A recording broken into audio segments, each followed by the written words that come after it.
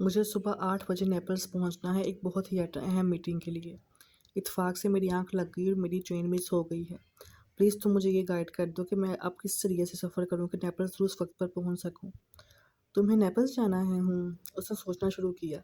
جہاز کا آپشن تو فضول ہے، فلائٹ کا ٹائم تو 1 گھنٹے سے بھی کم ہے، مگر یہاں سے ایئرپورٹ پہنچنے پھر وہاں تمام فارمیلٹیز سے گزرتے سفر کرنے کے بعد نیپلز پہنچو گے تو وہاں بھی ایئرپورٹ سے شہر کے مرکز تک پہنچنے میں تمہیں کئی گھنٹے لگ جائیں گے۔ جتنی بھی فاسٹ ٹرینز ہیں ان میں تمہیں کم سے کم بھی 1 دن پہلے سیٹ ریزرو کروانی پڑے گی کیونکہ ٹورسٹ سیزن ہے، ان پر رش ہوگا۔ سلو ٹرین سے پہنچنے میں تمہیں 3 سے 3.5 گھنٹے لگ جائیں گے۔ وہ جیسے مختلف آپشنز پر غور کرتی جلدی جلدی بول رہی تھی۔ بائی روڈ، وہ ایک دم ہی بولی، تمہیں بائی روڈ نیپلز جانا چاہیے۔ صبح سویرے کا وقت ہے، اس وقت تمہیں زیادہ ٹریک نہیں ملے گا اور ڈرائیور اگر مجھ جیسا ہو تو تم 2.5 گھنٹے میں نیپلز میں ہوں گے۔ وہ ہنس کر بولی۔ ابھی وہ جواباً کچھ بول بھی نہیں پایا تھا کہ فوراً ہی مزید بولی، تم مجھے اپنے ہوٹل کا نام بتاؤ، میں تمہارے پاس آ رہی ہوں، جتنی دیر مجھے پہنچنے میں لگے گی تم اس میں اپنی تیاری کر لو۔ وہ اسے صرف مشورہ اور حل معلوم کرنا چاہتا تھا، اس کی مدد نہیں لینا چاہتا تھا۔ یہ بالکل بھی مناسب نہیں تھا اپنی وجہ سے کسی کو زحمت دینا، نیند سے اٹھانا اور پھر دوسرے شہر جانا۔ تم زحمت مت کرو لیزا، میں اسے خود نہیں پتا تھا وہ خود کس طرح بائی روڈ نیپلز پہنچ جائے گا۔ ٹیکسی وغیرہ کا بھی اگر وہ بندوبست کرتا ہے تو زبان کا مسئلہ راستے میں اور منزل تک پہنچنے میں درپیش آ سکتا تھا۔ لیزا اس کے ادھورے جملے کے جواب میں فوراً بولی تھی، ابھی ان فارمیلٹیز کو رہنے دو، اس وقت تمہارے لیے اہم ہے تم وقت پر نیپلز پہنچنا۔ تم جلدی سے تیاری کرو، میں فوراً پہنچ رہی ہوں۔ ہاں، اس وقت اسے مسئلے کا حل ڈھونڈنا تھا۔ اس نے نیم رضامندی کے ساتھ لیزا کو اپنے ہوٹل کا نام بتا دیا تھا۔ اس کا گھر قریب تھا یا وہ واقعی اپنے دعوے کے مطابق تیز ڈرائیونگ کرتی جو محض 15 منٹ کے اندر اس کے ہوٹل میں موجود تھی۔ وہ ہوٹل کی لابی میں اس کا انتظار کر رہا تھا۔ لیزا نے اسے کال کی تھی۔ میں پہنچ گئی ہوں، تم باہر آ جاؤ۔ وہ اپنا لیدر بریف کیس ہاتھ میں لیے باہر آ گیا تھا۔ اسے سخت شرمندگی کا احساس ہو رہا تھا۔ کسی سے آپ اتنی بدتمیزی کریں اور پھر محض 12 گھنٹوں کے اندر اسی شخص سے مدد لیں، اسے لیزا کا سامنا کرنا مشکل لگ رہا تھا، مگر وہ ڈرائیونگ سیٹ پر بیٹھی مسکراتے ہوئے اس کا استقبال کر رہی تھی۔ اس نے کریم کلر کی jersey T shirt black jeans کے ساتھ پہن رکھی تھی۔ اس کے سرخی مائل براؤن بال شانوں سے کچھ نیچے آتے تھے، جو اس وقت کھلے ہوئے تھے۔ اس نے آگے کے بالوں کو کانوں کے پیچھے کر رکھا تھا۔ پنک لپسٹک اس کے ہونٹوں پر سجی تھی، ہمیشہ کی طرح نفیس اور ڈیسنٹ نظر آ رہی تھی۔ وہ سیل بینڈ باندھتے ہوئے بیٹھی تھی۔ جاؤ اسکندر، جاؤ۔ وہ اس کے برابر والی سیٹ پر بیٹھ گیا تھا۔ اس نے بھی سیل بینڈ باندھ لی تھی۔ 5:35 5:40 پر سورج طلوع ہوا کرتا تھا، گویا ابھی سورج بھی طلوع نہیں ہوا تھا جب 5:15 بجے انہوں نے اپنا سفر شروع کیا۔ آئی ایم سوری لیزا، تمہیں میری وجہ سے اس قدر زحمت اٹھانی پڑ رہی ہے۔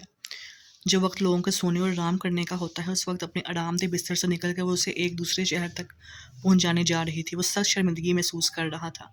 اس کے ساتھ اس نے ایسا کون سا دوستانہ رویہ رکھا تھا جو بدلے میں اپنے لیے کسی احسان کی توقع رکھتا۔ اتنے پرتکلف بھاری بھرکم جملے مت بولو۔ تم روبرٹو کے کلیگ ہو اور روبرٹو میرے بچپن کا دوست ہے۔ وہ اگر روما میں موجود نہیں ہے تو اس کی غیر موجودگی میں مجھے تمہاری مدد کرنی چاہیے۔ وہ اس کی طرف دیکھ کر مسکرا کر بولی، تم اس وقت جاگی ہوئی کیسے تھیں؟ اسے یاد آیا وہ فون پہ یہ کہہ رہی تھی کہ وہ جاگی ہوئی تھی۔ لیزا اس کے سوال پر ہنسی۔ میں اپنے اسٹوڈیو میں تھی، پینٹنگ کر رہی تھی۔ تمہارا شاید کبھی واسطہ نہیں پڑا، ہم آرٹسٹ لوگ ایسے ہی ہوتے ہیں، کام کی دھن سوار ہو جائے تو دن اور رات کے احساس سے بے نیاز ہو جاتے ہیں۔ اس کی نگاہیں اسٹیئرنگ پر جمے لیزا کے ہاتھوں پر پڑیں۔ اس کی انگلیاں لمبی مہروتین تھیں، بلا شبہ یہ ہاتھ ایک آرٹسٹ ہی کے تھے۔ ٹرین مس ہونے کی فکر اور نیپلز وقت پر پہنچنے کی پریشانی میں اسے اپنا درد بھول گیا تھا۔ اب وہ پرسکون ہو کر گاڑی میں بیٹھا تھا تو درد کا احساس جاگا تھا۔ وہ لوگ ہائی وے کی طرف رواں دواں تھے۔ لیزا کا دعویٰ تھا کہ وہ اسے 7:30 اور 7:45 کے بیچ نیپلز پہنچا دے گی۔ اسے دوبارہ درد کی شدت محسوس ہونے لگی تھی، وہی گردن کے پچھلے حصے سے اٹھتا کندھوں اور بازوؤں تک جاتا ہوا درد۔ اس وقت صرف اس کے سر میں درد نہیں ہو رہا تھا۔ 1-2 منٹ کے لیے اس نے آنکھیں بند کی تھی، سیٹ کی پشت سے کمر ٹکائی تھی۔ اس کا خیال تھا کہ لیزا کی توجہ ڈرائیونگ پر ہے، اس کا دھیان اس پر نہیں گیا ہوگا۔ تمہاری طبیعت کیسی ہے؟ اس نے جیسے ہی آنکھیں کھولی لیزا نے اس سے پوچھا تھا۔ ٹھیک ہے، وہ اپنے الفاظ میں زور پیدا کرتا فوراً بولا۔ مجھے نہیں لگ رہی، وہ جواباً سنجیدگی سے بولی۔ اس بار وہ جواب میں چپ رہا تھا، اس کا اپنی طبیعت کو موضوع گفتگو بنانے کا دل نہیں چاہ رہا تھا۔ چونکہ اسے گردن دائیں بائیں کرنے میں تکلیف ہو رہی تھی، اس لیے اس سے بات کرنے کے لیے وہ پورا کا پورا اس کی طرف گھوما۔ اب جبکہ وہ اس کا احسان لے چکا تھا تو وہ اتنی غیر معمولی حد تک جا کر اس کی مدد کر رہی تھی، تب اخلاق اور تہذیب کا تقاضا یہی تھا کہ وہ اپنے کل شام کے رویے پہ اس سے معذرت کرے۔ اس کے کچھ کہنے سے پہلے پتہ نہیں لیزا نے اسے اتنے غور سے کیوں دیکھا تھا۔ وہ سنجیدگی اور بردباری سے گویا ہوا تھا۔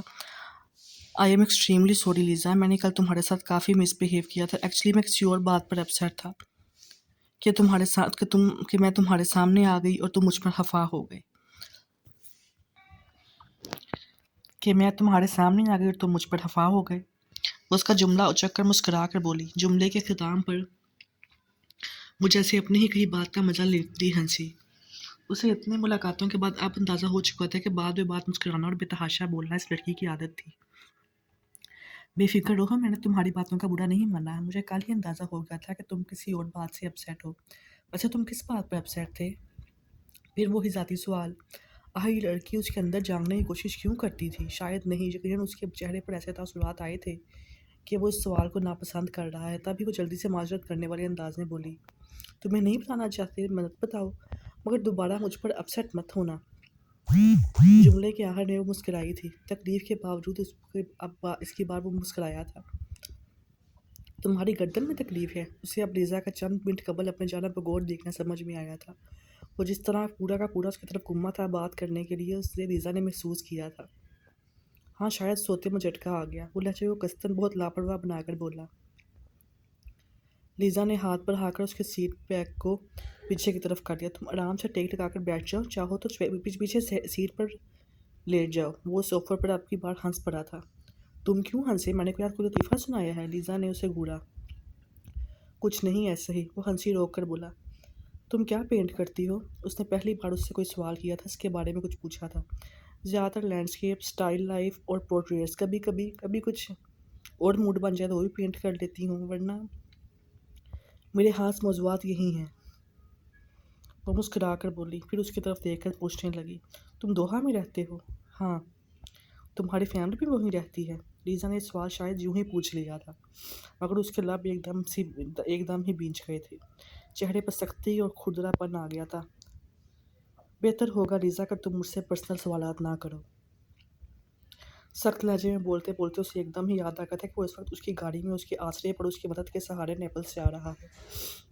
तब फ़ौरन ही अपने टोन नॉर्मल करके अपने सख्त जुमले का असर ज़ाहिर करने के लिए बोला, मैं अकेला हूँ, मेरी फैमिली नहीं है। लीज़ा ने उसकी तरफ देखा। उसने उसकी फैमिली ना होने वाले जुमले का नोटिस भी नहीं लिया था। उसने अगर नोटिस लिया था तो इसके पल भर में बदलते लहजे का। एक इटालियन लड़की के लिए फैमिली की क्या अहमियत हो सकती थी जब वो इसके जुमले में मौजूद करब को महसूस कर पाती। हो तुम अच्छे खासे बदतमीज़, पर सच कहूँ ये बदतमीज़ी तुम्हें सूट करती है। वो जुमला मुकम्मल करने के बाद मुस्कुराई थी। वो जिस रफ्तार से ड्राइविंग कर रही थी,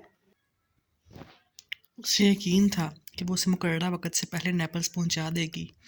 एक दो बार तो उसने खतरनाक अंदाज में मोड़ काटा था कि उसे लगा था कि अब एक्सीडेंट हुआ कि तब तुम मुझे टाइम पर पहुंचाने के लिए स्पीड से ड्राइव कर रही हो। नहीं, मेरी आदत है। इनफैक्ट ये तमाम इटालियंस की आदत होती है। फास्ट ड्राइविंग हम इटालियंस की पहचान है। जो बात काबिले फ़ख्र हरगिज़ ना थी, वो उसे भी फ़ौरी अंदाज में बयान कर रही थी। वो उसके फ़ौरी अंदाज में गर्दन ऊंची करके बोलने पर मुस्कुराया था। चंद मिनट खामोशी से ड्राइव करते रहने के बाद लीज़ा ने उसकी तरफ देखा। वो सीधा बैठा विंडस्क्रीन से उस पार हाईवे को देख रहा था। लीज़ा की निगाहें महसूस करके और फिर गर्दन उसकी तरफ ना घुमा सकने के बाद सीट पर बैठे बैठे पूरा उसकी तरफ घूमा। तुम्हें बहुत तकलीफ़ हो रही है ना? तुमने कोई मेडिसिन ली? उसने नरम लहजे में पूछा। मेडिसिन ले ली थी। तकलीफ़ ज़्यादा नहीं है, लाओ अब मैं ड्राइव करूँ। उसने लीज़ा से कहा। इतनी सुबह सवेरे उसे दूसरे शहर पहुंचाने जा रही थी। वो मुसलसल शर्मिंदगी का एहसास था। तुम आराम से बैठो और मेरी ड्राइविंग से लुत्फ़अंदोज़ हो। वो मुस्कुराकर शरारत भरे अंदाज में बोली, तुम्हारी इस ड्राइविंग के दौरान सिर्फ अल्लाह याद आ सकता है और आ रहा है। वो उसी के टोन में जवाबन बोला। लीज़ा खिलखिला के हंसी थी। मेरी ये ड्राइविंग ही तुम्हें ठीक वक्त पर तुम्हारी मंजिल तक पहुंचाएगी। उसे बात पे बात किस कदर हंसने की आदत थी। तुमने मेरे रोमा में अब तक कहाँ कहाँ घूम लिया, कितनी जगहों की सैर की? चंद मिनटों की खामोशी के बाद लीज़ा ने उससे पूछा। उसके मेरे रोमा कहने में अपने शहर के लिए बेपनाह मोहब्बतें छुपी हुई थी। किसी भी जगह नहीं, मैंने सिर्फ विया बर्बरेनी और विया वेनेटो के आसपास की जगहें आते जाते देखी हैं। वो साफ गोई से बोला। क्या तुम अटर्नल सिटी में हो? तुम दुनिया भर के टूरिस्ट की फेवरेट जगह पर आए हुए हो, वहाँ पर कुछ भी नहीं देखा? वो हैरत की ज़्यादती से चलाई थी। लीज़ा के लफ्ज़ और उसका अंदाज़ बता रहा था कि वो अपने शहर से मोहब्बत करती है और इस पर फ़ख्र में मुब्तला है।